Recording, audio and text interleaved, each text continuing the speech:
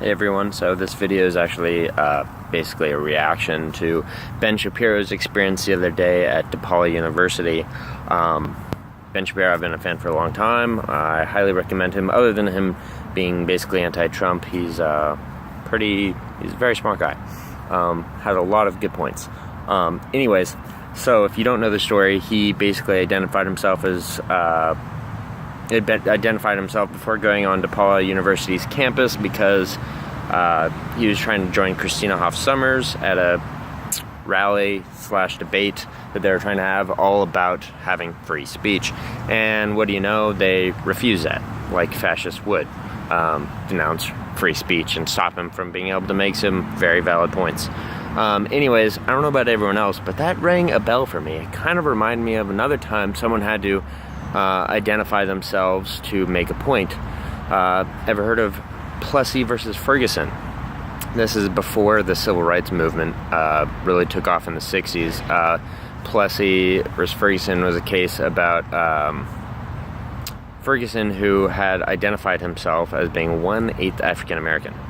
And a lot of Americans probably don't know how African they are unless you do a genealogy test, by the way, but there's African quite a few people. Anyways, so he was probably as white as just about any other person, including me. Maybe whiter. Who knows? I don't know. Never knew the guy. But he identified himself when buying a train ticket and told the ticket salesperson, I am 1/8 black and I'm going to sit in the white section because I am 7/8 white. And they said, no, you're not going to do that. And he said, well, who's going to stop me? You know the time I'm getting on the train? See you then.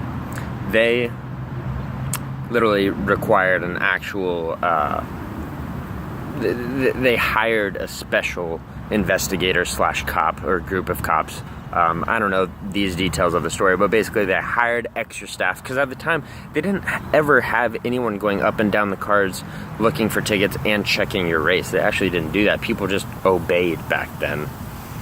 Segregation was quite real at the time. Anyways, so he got on the train, and when he stepped on the train, cops were there waiting for him and arrested him. Ben Shapiro, I honestly think you should have allowed yourself to get arrested if you wanted to make a bigger statement. It'd say something about fascism. Obviously, they could waive the book of trespassing, causing a ruckus, disturbing the peace or something, but if you have the opportunity ever at a public campus, you have to take that, and you have to get yourself arrested, honestly.